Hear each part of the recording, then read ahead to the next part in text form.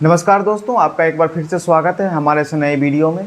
तो दोस्तों, आज के इस वीडियो में हम लोग जानने वाले हैं कि संतुलित रासायनिक समीकरण क्या होता है और असंतुलित रासायनिक समीकरण क्या होता है, और साथ में यह भी जानने वाले हैं कि रासायनिक समीकरण को हम संतुलित क्यों करते हैं।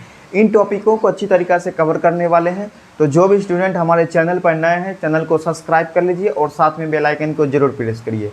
तो आइए इस शानदार चीज़ों को शानदार तरीक़ों से शुरुआत करते हैं। देखिए फ्रेंड्स, सबसे पहले हम देखेंगे असंतुलित रासायनिक समीकरण।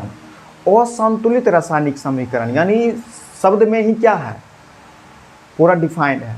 यानी रासायनिक समीकरण क्या होगा, असंतुलित होगा, यानी बराबर नहीं होगा। देखिए रासायनिक समीकरण में क्या होता है, रासायनिक समीकरण में प्रतिकारक होता है और प्रतिकारक से क्या बनता है, प्रतिफल बनता है। यदि प्रतिकारक में तत्वों की संख्या और प्रतिफल के तत्वों की संख्या के बराबर नहीं होता है, सुनिएगा, नहीं होता है, उसी को क्या बोलते हैं, असंतुलित रासायनिक समीकरण कहा जाता है। उसी को क्या बोलते हैं, असंतुलित रासायनिक समीकरण कहा जाता है। तो इसमें हम किस प्रकार से लिखेंगे, देखिए इसमें लिखेंगे वैसा रासायनिक समीकरण जिसमें प्रतिकारक के तत्वों की संख्या, प्रतिकारक में तत्वों की संख्या एवं प्रतिफल के तत्वों की संख्या के बराबर नहीं होता है, उसे असंतुलित रासायनिक समीकरण कहा जाता है। उसी को क्या बोलते हैं, असंतुलित रासायनिक समीकरण कहा जाता है।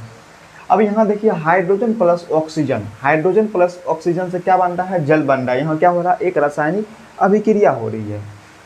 अब देखिए इसमें तत्वों की संख्या और प्रतिकारक में तत्वों की संख्या और प्रतिफल में तत्वों की संख्या को हम देखेंगे कि संतुलित है या नहीं है। सबसे पहले यहाँ देखेंगे हाइड्रोजन कितना है, 2 है। हाइड्रोजन क्या है, 2 है। अब देखिए यहाँ भी हाइड्रोजन क्या है, 2 है। अब ऑक्सीजन देखिए यहाँ 2 है, प्रतिकारक में ऑक्सीजन देखना है 2 है और प्रतिफल में ऑक्सीजन क्या है, 1 है। तो यह जो है एक क्या है, असंतुलित रासायनिक समीकरण हो जाएगा। क्यों हो जाएगा, क्योंकि इसमें प्रतिकारक में तत्वों की संख्या क्या है, अलग है, और प्रतिफल में तत्वों की संख्या क्या है, अलग है। यह क्या है, असंतुलित हो जाएगा। अब सेकेंड एग्जांपल देखिए, Na+Cl से मिलकर क्या बना है, NaCl बन रहा है, यानी नमक बन रहा है। यहाँ क्या हो रहा है, एक रासायनिक अभिक्रिया हो रहा है। अब यहाँ भी वही लगाएंगे कि अभिकारक में तत्वों की संख्या और प्रतिफल में तत्वों की संख्या का क्या बराबर है या नहीं है। अब देखिए Na यानी सोडियम क्या है, 1 है, यहाँ 1 है, यहाँ भी क्या है, 1 है। और Cl2 यानी क्लोरीन यहाँ क्या है, 2 है, और यहाँ क्या है, अकेला, क्लोरीन क्या है, अकेला है। तो यहाँ भी क्या है, एक असंतुलित रासायनिक समीकरण हो गया। यह क्या हो गया, एक असंतुलित रासायनिक समीकरण हो गया। आई होप आप लोगों को असंतुलित रासायनिक समीकरण क्या होता है अच्छी तरीके से समझ में आ गया होगा। तो अब आइए हम देखते हैं संतुलित रासायनिक समीकरण क्या होता है। संतुलित रासायनिक समीकरण कहने का मतलब हो गया कि अभिकारक और प्रतिफल में तत्वों की संख्या दोनों क्या होगा, इक्वल होगा, बराबर होगा। यही क्या होता है, संतुलित रासायनिक समीकरण होता है। तो इसमें हम किस प्रकार से लिखेंगे, देखिए इसमें लिखेंगे वैसा रासायनिक समीकरण जिसमें प्रतिकारक मतलब कहने का मतलब हो गया अभिक्रिया में जो पदार्थ यानी जो तत्व भाग लेगा वही क्या होता है, प्रतिकारक होता है।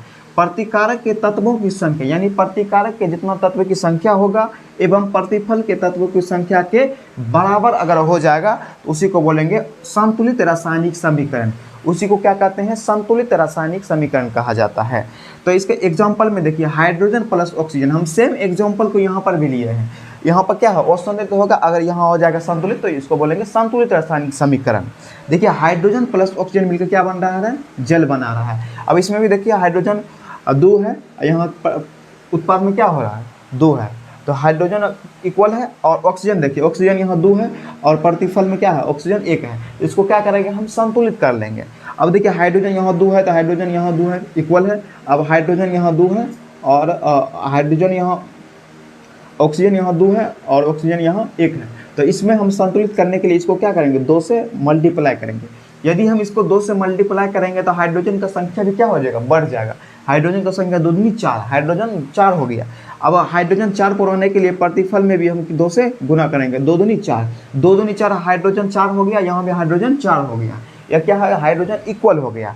अब देखिए ऑक्सीजन, ऑक्सीजन यहाँ 2 है, ऑक्सीजन भी यहाँ 2 है, तो यह क्या होगा, एक संतुलित रासायनिक समीकरण के फॉर्म में आ गया है। ये जो है एक संतुलित रासायनिक समीकरण हो गया। अब यहाँ Na plus Cl2, Na plus Cl2 से अभिक्रिया करना है, क्या बना है NaCl, क्या बना है NaCl। अब देखिए Na यानी सोडियम 1 है और यहाँ भी सोडियम 1 है, यहाँ क्लोरीन 2 है और यहाँ क्लोरीन 1 है, तो यह क्या असंतुलित रासायनिक समीकरण हो गया। इसको भी संतुलित करने के लिए हम क्या करेंगे, Na और Na दोनों इक्वल है। अब देखिए क्लोरीन यहाँ 2 है, यहाँ 1 है, तो यहाँ क्या करेंगे 2 से गुना करेंगे, 2 से मल्टीप्लाई करने के बाद यहाँ क्या गया Na सोडियम भी 2 हो गया और क्लोरीन भी 2 गया, लेकिन यहाँ सोडियम क्या है 1 है, 1 है, इसको 2 करने के लिए हम क्या करें 2 से मल्टीप्लाई कर देंगे, यहाँ सोडियम 2 हो गया और यहाँ भी सोडियम 2 हो गया, यहाँ क्लोरीन 2 है, यहाँ भी क्लोरीन 2 है। यह क्या किस फॉर्म में आ गया, यह जो है संतुलित रासायनिक समीकरण में आ गया है। तो यही क्या होता है, संतुलित रासायनिक समीकरण होता है। अब बात रह जाती है कि संतुलित रासायनिक समीकरण तो होता है, उसको हम रासायनिक समीकरण को संतुलित क्यों किया करते हैं, रासायनिक समीकरण को हम संतुलित क्यों करते हैं।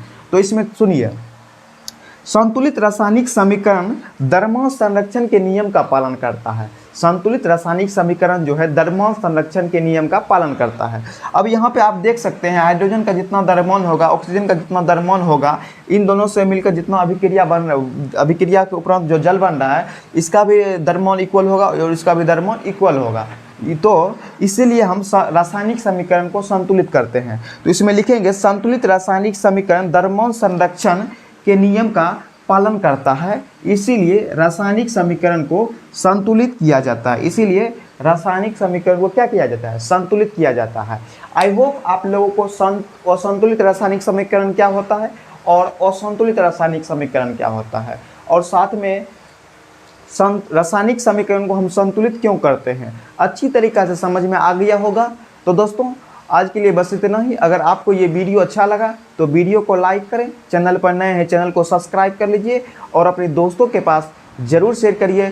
फिर मिलेंगे किसी धमाकेदार टॉपिक के साथ, तब तक के लिए thank you, all the best.